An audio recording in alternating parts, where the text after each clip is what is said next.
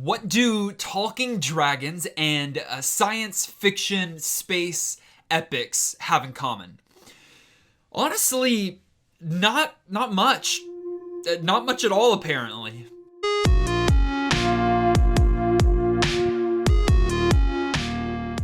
Believe it or not, Christopher Paolini has returned. After 9 years of relative silence, after the last entry of the inheritance cycle, the talking dragon that got a lot of people into fantasy, maybe a lot of you, a generation slightly younger than me, into reading, into fantasy. He is returning with a series and a style and a book and a genre unlike what he did with Aragon. Aragon had dragons. It was very fantasy heavy. This is not fantasy heavy, and we'll talk about it a little bit more in a bit, but this is sci-fi, and it's not sci-fi light. It is sci-fi heavy. This is science fiction prime. And I think that's what I need to say kind of here from the beginning. If you are a Paolini fan, if you are a fan of the inheritance cycle, which I know many of you are and were, that doesn't mean that you're just going to automatically enjoy this book. In my opinion, the author doesn't have like a unique writing style, doesn't have a unique prose, and so this isn't just going to carry over. Man, I loved his inheritance cycle, I'm going to love his new stuff. No, this is almost a decade of time difference, but this is also a major leap from what he did to a brand new thing. Now, is it all that it's cracked up to be? Is it still Paolini? Is it still all of those things? Well, let's talk about it. First things first, let's talk plot. The premise is pretty simple, and just to be clear, all of my reviews are spoiler free. I'm getting better at it. Here's the thing. I'm going to set the scene, and I'm going to give you probably a little bit more than is in the first 10 or 20 pages, but I'm not going to spoil anything that you want to be a surprise on your own. So let me just give you kind of the setup here. Kira Navarez is our protagonist. She is a xenobiologist, which means she studies aliens and alien life forms, and she makes first/second contact with an alien species. And it doesn't go the way that she would have hoped, or any of us would have hoped. It's set in our universe in the future, and things go terribly, terribly wrong very quickly. In fact, over the next 10 and a half, 11, 12 months of the book, it is Kira and her crew wrapped up in this galaxy-spanning war between humans and aliens, aliens and humans, and aliens and other aliens. And to make matters maybe not worse, but different or more challenging, is that due to that first contact, Kira is dealing with an alien inside. This story is not a character-driven story. If you're looking for some deep inter-character relationships and some well-fleshed out characters that evolve over time, you're not going to get that. In fact, really the only character that has a lot of evolution and that I really cared about while reading is the protagonist herself and her relationship with this alien named the Softblade. That relationship between them and their struggle together and their evolution together, I think that was the only relationship or characters that I really cared about. All of the other characters, Kira's crew, the various people that she comes across on various ships that she is on, or planets, or the UMC, like the elite that are after her, or maybe even other aliens, I wasn't invested in any of those. And so any kind of like romantic subplot or any kind of like any other drama that was being fed to us on these side stories or side plots, I did not care about because it was not a character-rich, character-driven story.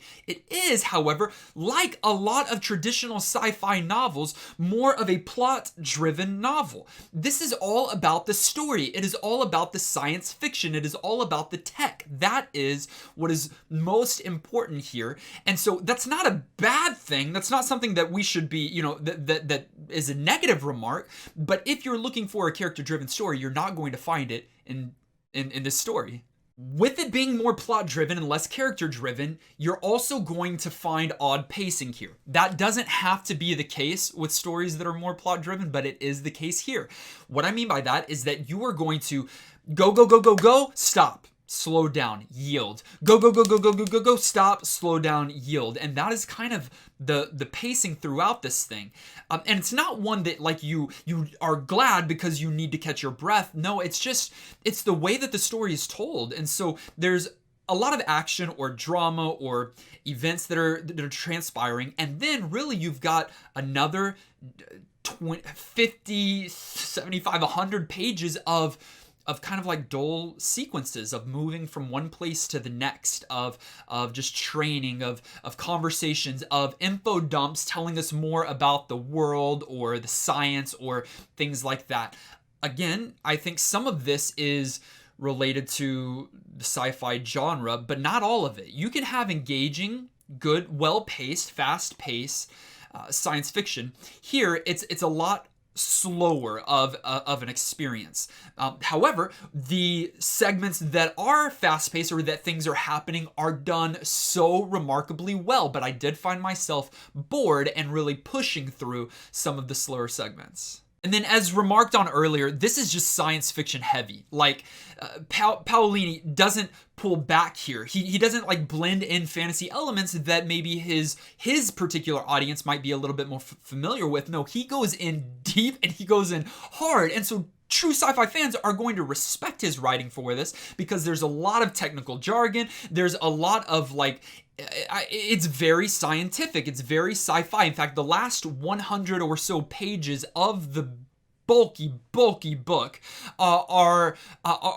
is his research and like his studies and the things that he found and went through in order to give us the backing of this plot. And so you can feel that in the story. You can feel that in the technology. You can feel that in the space travel. You can feel that in all of these different areas. And that's quite intriguing. So that being said, it is dense. It is dense. It is science fiction slapping you in the face. And if that sounds like a dream to you, you might enjoy it.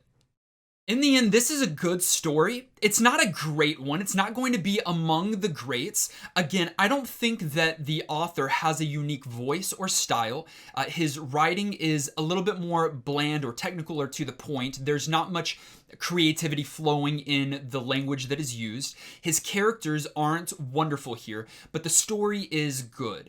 And what he's doing in building out not the characters, but the world, the universe, and the different alien species and their relationship with one another. He is building the fractal verse here. And so he has very intentionally at the end of this book set up for his future stories in this same series. I don't know how long he's planning for this to be, whether it's a trilogy or longer, but there's at least going to be another novel, especially if this book does well. And I think by his name alone, this book is going to sell well. We'll see if it reviews well. I think my personal opinion is I think it's going to be split. I think you're going to have those sci-fi fans or just Paolini fans that are not going to say anything bad about him, that are going to find it on the top side. And then I think there's going to be some that maybe you're coming in expecting something different and not going to get that and going to rate it on the low side. For me, I'm just right in the middle. I think it's a good book. Will I read more in the series? See, that's a good question. I might, just to review it here on the channel, but I'm not itching to read more in the fractal verse as of now, just because there's a lot to get through. Again, I don't think I mentioned it, 880 pages in the hardback book, and so it's long. It's over 30-something hours of an audiobook experience, and it's just a lot to commit to. I think maybe 200 pages could have been carved out, making this a better book. Nevertheless, I give this 3.5 stars out of 5. Those were my comprehensive yet concise thoughts and feelings towards To Sleep in a Sea of Stars, but it's just out. So I know that there's going to be a lot of you that are picking this up for the very first time, going to be reading it over the next few days, weeks, months, and yes, even years.